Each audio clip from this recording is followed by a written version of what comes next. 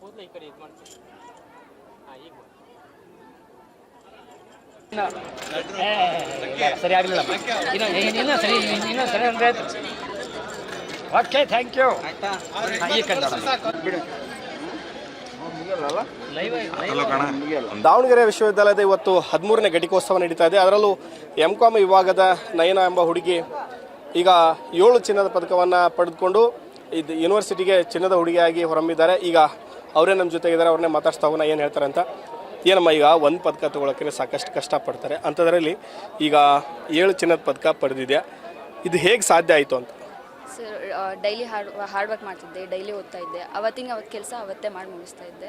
So lecturers ಹೇಳಿದ ರೀತಿ ಎಲ್ಲ ಓದ್ತಾ ಇದ್ದೆ ಸರ್. ಹಾಗೆ ನನ್ನ ನೋಟ್ಸ್ ನಾನೇ ಪ್ರಿಪೇರ್ ಮಾಡ್ಕೊಳೋದಾಗಿರ್ಬೋದು. ಆಮೇಲೆ ಲೈಬ್ರರಿ ಹೋಗ್ತಾ ಇದ್ದೆ and 5 to 6 year previous question ಪೇಪರ್ಸ್ನೆಲ್ಲ ಸಾಲ್ವ್ ಮಾಡಿ ಎಕ್ಸಾಮ್ಗೆ ಪ್ರಿಪೇರ್ ಆಗ್ತಾ ಇದ್ದೆ. ಸೊ ಹಾಗಾಗಿ ಈ ಥರ ಸಾಧ್ಯ ಆಯಿತು.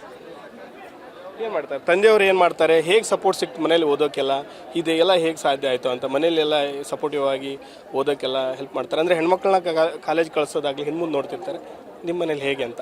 ನಮ್ಮ ಮನೇಲಿ ಸಪೋರ್ಟಿವ್ ಇದ್ದಾರೆ ಸರ್. ನಾವು ಏನು ಓದಿದ್ರು ಓದಿಸೋ ರೀತಿ ಇದ್ದಾರೆ ಸರ್. ಹಾಂ, ಈಗ 7 ಚಿನ್ನದ ಪದಕ ಪಡೆದಿದೆ, ಏನು ಅನಿಸುತ್ತೆ?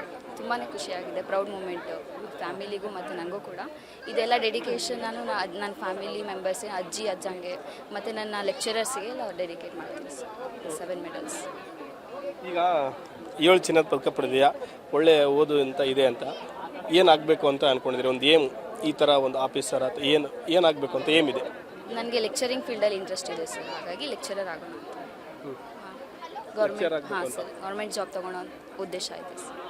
ಈಗ ಓದೋರಿಗೆ ಏನು ಸಜೆಷನ್ ಕೊಡೋಕೆ ಇಷ್ಟಪಡ್ತಾರೆ? ಕೆಲವೊಂದಿಷ್ಟು ಜನ ತುಂಬ ಓದ್ತಾ ಇರ್ತಾರೆ, ಆದರೂ ಅವ್ರಿಗೆ ರ್ಯಾಂಕ್ ಬರೋಕ್ಕೂ ಆಗ್ತಿರಲಿಲ್ಲ, ಆ ರೀತಿ ಸಾಧ್ಯ ಆಗ್ತಲ್ಲ. ಹಾಗಾದರೆ ತಮ್ಮ ಸ್ಟಡಿ ಹೇಗಿತ್ತು? ಅವ್ರಿಗೆ ಸ್ಟಡಿ ಮಾಡೋದ್ರಾಗೆ ಏನೊಂದು ಕೆಲವೊಂದಿಷ್ಟು ಟಿಪ್ಸ್ ಕೊಡೋದಾದ್ರೆ ಏನು ಹೇಳ್ತೀರಿ?